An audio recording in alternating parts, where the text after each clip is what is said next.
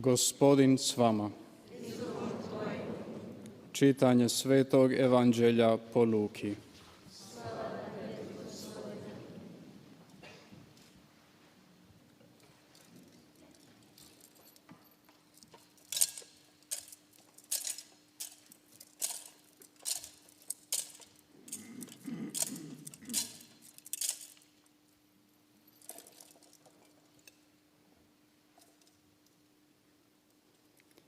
U ono vrijeme pastiri pohite u Betlehem i pronađu Mariju, Josipa i novorođenče gdje leži u jaslama.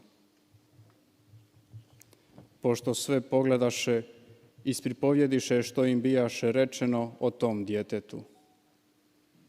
A svi koji su to čuli, divili se tome što su im pripovjedali pastiri.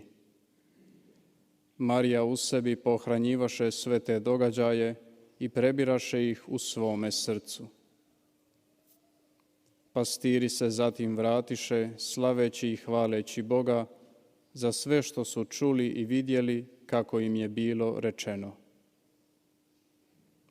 Kad se navršilo 8 dana da bude obrezan, nadjenuše mu ime Isus, kako ga je bio prozvao anđeo prije njegova začeća.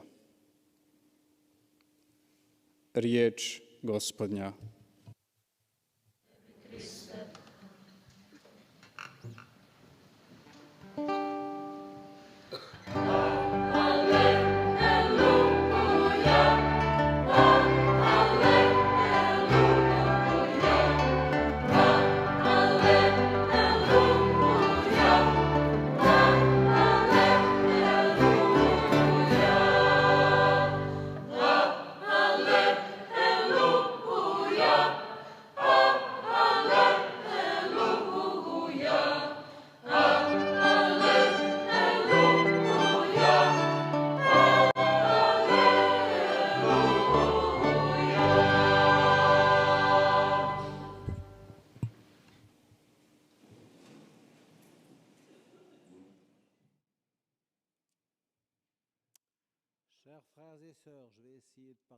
사랑하는 형제자매 여러분,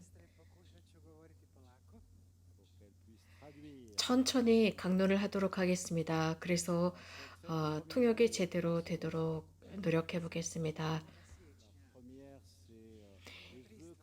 1월 1일 대축일은 가장 먼저 서로가 서로에게 축하 인사를 전합니다. 새해를 맞이해서 서로에게 복을 기원하는 날입니다.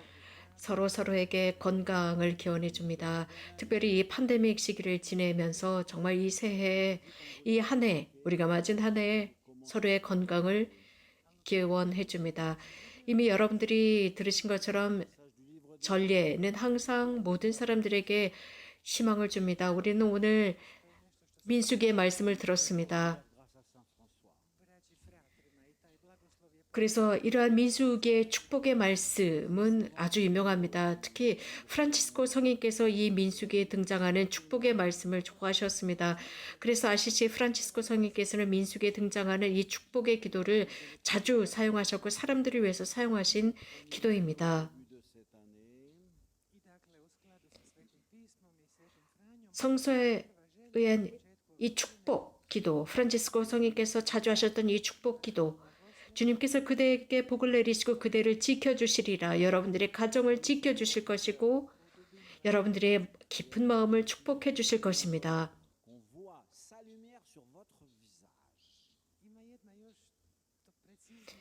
더 정확히 표현하자면 그분의 빛이 여러분들의 얼굴에 환히 비춰지리라 라는 말씀입니다. 그래서 2021년 내내 그분의 은총, 하느님의 은총이 여러분들을 지켜주시고 여러분들 각자를 보호해 주시기를 빕니다. 그래서 그분의 시선이 여러분들에게 내내 함께 머무시기를 바랍니다. 가장 소중한 것, 우리 대제에 정말 소중한 것은 성탄의 밤에 우리들에게 오셔서 평화를 주셨다는 사실입니다. 바로 우리 대제에 가장 필요한 것이 이 평화입니다. 죽음 전 우리는 대영광송을 노래로 했습니다. 하늘 높은 곳에서는 하느님께 영광이라고 노래했습니다. 그리고 하느님으로부터 사랑받는 모든 이들에게 평화, 한 해 내내 평화가 있기를 기원했습니다. 왜 그럴까요? 사람들은 하느님의 사랑의 대상이기 때문입니다. 성교황 요한 바오로 2세께서는 27년 동안 끊임없이 반복해서 말씀하신 것은 여러분들의 삶을 활짝 열어 제끼십시오. 그리스도를 향해 여러분들의 삶을 활짝 열어 제끼십시오. 그분은 평화의 임금이십니다. 사람과 사회와 가정의 평화를 주시는 분이십니다. 모든 국가의 평화를 주시는 분.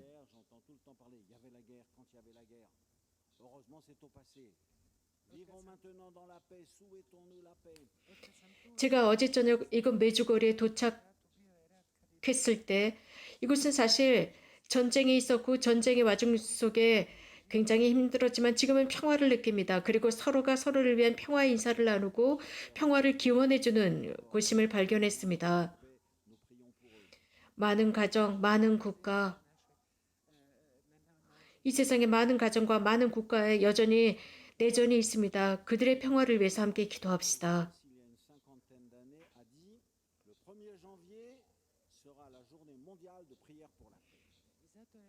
그렇기 때문에 바오로 6세께서는 50년 전에 1월 1일을 평화를 위해서 기도하는 날로 정하셨습니다.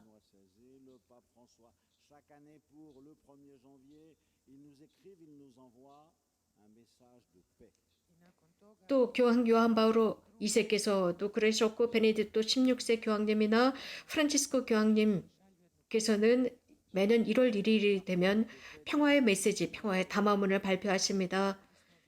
그럼으로써 사람들이 바로 그날 이 1월 1일 평화를 위해서 기도하기를 바라십니다. 가장 중요한 지향입니다. 1월 1일 우리가 할 수 있는 가장 큰 지향이 바로 평화를 위한 기도입니다. 여러분들이 아시는 것처럼 또 1월 1일은 지극히 거룩하신 성모님 하느님의 어머니의 대축일입니다. 그래서 오늘 제2 독서는 갈라디아서를 들었습니다. 이 갈라디아서의 말씀은 통상적인 말씀은 아닙니다. 바오로 성인께서는 여러 서한을 쓰셨는데 많은 것들을 기록하셨지만 이러한 서한 중에서 단 한 번만 복되신 동정 마리아에 관해서 언급하는 서한이 있습니다. 때가 찾아 하느님께서 당신의 아드님을 보내시어 여인에게서 태어나게 하셨다. 어떤 여인입니까? 지극히 거룩하신 여인, 은총을 충만히 받으신 여인이십니다.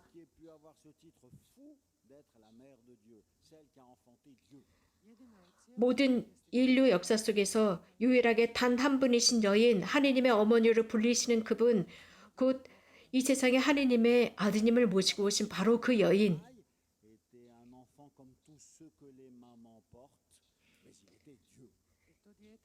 이 아기는 그분의 몸 안에 계셨습니다. 태중 안에 계셨습니다. 모든 아기들이 어머니를 통해서 태어나는 것처럼 하지만 이 아기의 차이점은 하느님의 아드님이셨다는 사실입니다.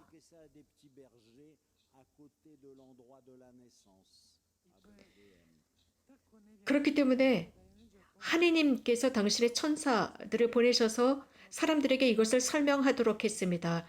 그 베들레헴의 구유 곁에서 천사들이 사람들에게 설명을 해줍니다. 너무나도 특별한 사건이었기 때문입니다.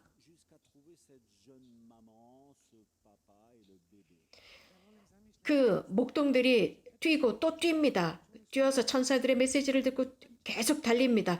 계속 내달리면서 그 젊은 엄마와 그 아빠와 작은 태어난 신생아가 있는 곳으로 열심히 뛰어가는 모습을 상상하는 것을 저는 좋아합니다.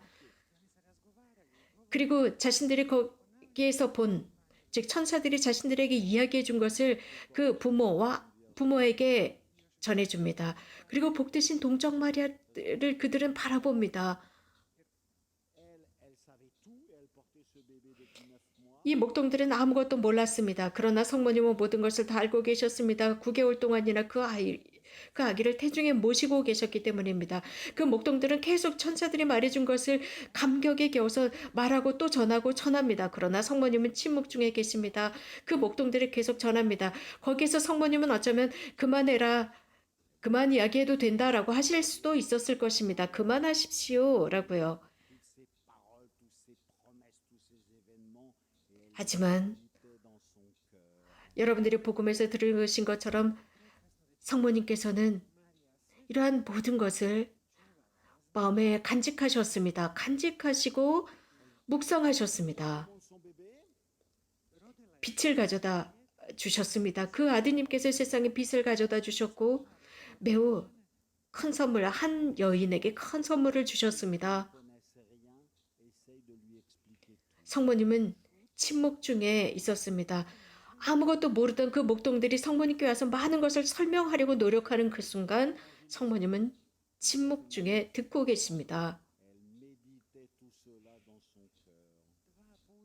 이 루카가 전한 복음에서 2번에 걸쳐서 이 똑같은 말을 반복하고 있습니다. 성모님께서 이것을 당신의 마음 안에서 간직하고 묵상하셨다. 즉 곰곰이 되새겼다라고 2번에 걸쳐서 언급합니다.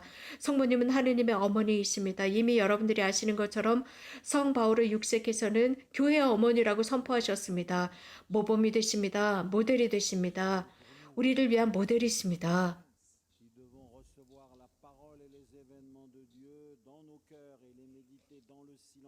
우리는 이러한 하느님의 말씀을 우리들의 마음에 간직하고 침묵 중에 곰곰이 우리도 되새기는 것입니다. 동시에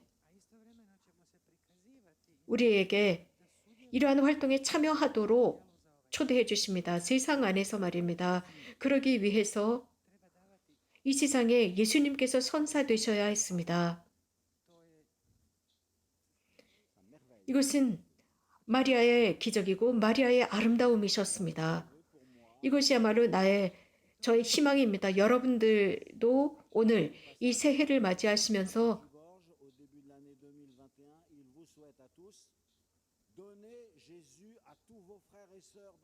이렇게 되기를 바랍니다.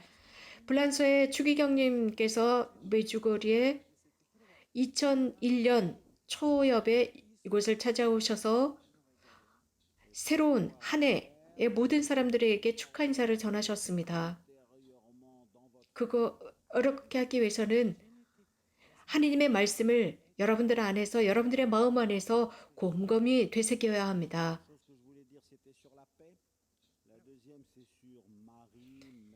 제가 여러분들에게 말씀드리고 싶었던 것이 평화이고, 두 번째로는 하느님의 어머니 마리아에 관한 것입니다.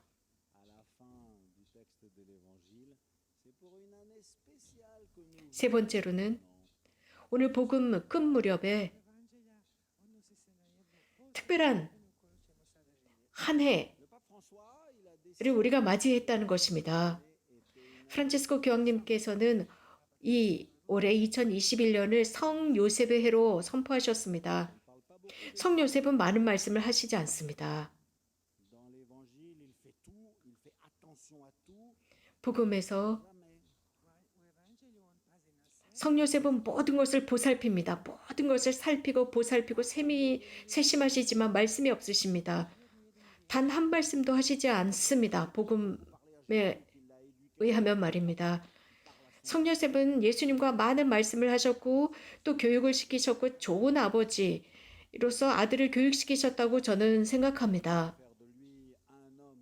성 요셉은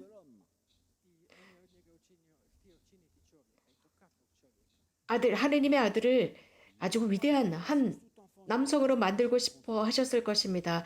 아들이 태어난 8일 뒤에 유대인의 모든 아들이 그런 것처럼 이 아들도 마찬가지로 성전에 봉헌했어야 되고 그날 이름이 주어집니다. 예수님께서는 바로 태어나신 8일 뒤에야 비로소 이름을 받으셨습니다. 그 이름을 누가 지어주었는지 우리는 잘 알고 있습니다.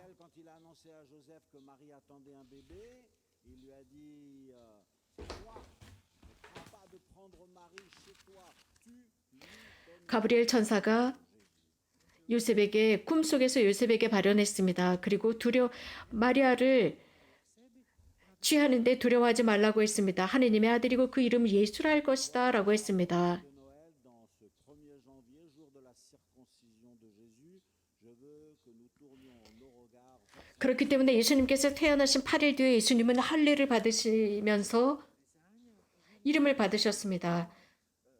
우리들 모두가 이런 성요셉을 바라보기를 저는 진심으로 바랍니다. l'Évangile dit c'était injuste. Le résumé de toute la sainteté de l'Ancien Testament qui arrive aux portes de l'Évangile pour aider Jésus à grandir au milieu des hommes. 성요셉은 의로운 분이셨다라고 합니다. 의롭다라고 하는 것이야말로 성경에 등장하는 최고의 거룩함입니다. 의로움은 Joseph, c'est un nom magnifique. 성요셉에게 붙여진 칭호였습니다. 의로우니. 성요셉, 요셉이라는 뜻은 타인들을 성숙시키는 자라는 의미입니다. 매우 아름답고 멋진 봉사직입니다. Voir cet enfant et de le faire grandir pour qu'il puisse prendre toute sa place au milieu. 성요셉의 모든 사명은 이 아들을 받아들이고 잘 성숙하도록 돕는 것이었습니다. 그래서 그 아들이 제자리에 있도록 만드는 것입니다. 자신의 백성과 그 민족을 위해서 말입니다. 예수님을 묵상해보고 예수님의 이러한 모든 기적들, 환자들을 치유하시고 죄인들 사이에 계셨던 예수님의 활동을 묵상하다 보면 Foule qui était suspendue à ses lèvres. 예수님께서 군중 앞에서 설교하시는 모습, 그때 사람들은 Quand il leur prêchait longuement et 그분의 말씀을 pour eux. 주의 깊게 경청합니다. 또 예수님께서 빵의 기적을 행하시고 설교를 하실 때도 그러했습니다. Alors pensez, frères et sœurs, à 형제자매 여러분, Joseph. 성요셉께 우리는 고마워해야 합니다. 성요셉은 완전히 자신의 삶을 이 아기를 위해서 헌신하신 분이십니다. 성요셉께 고마워합시다. 예수님이 잘 자랄 수 있도록 도와주신 분, 그럼으로써 Notre Sauveur. 우리들의 구원자가 되실 수 있도록 도와주신 분이십니다. 그래서 인간 예수를 위대하게 만드신 분이 성 요셉이십니다.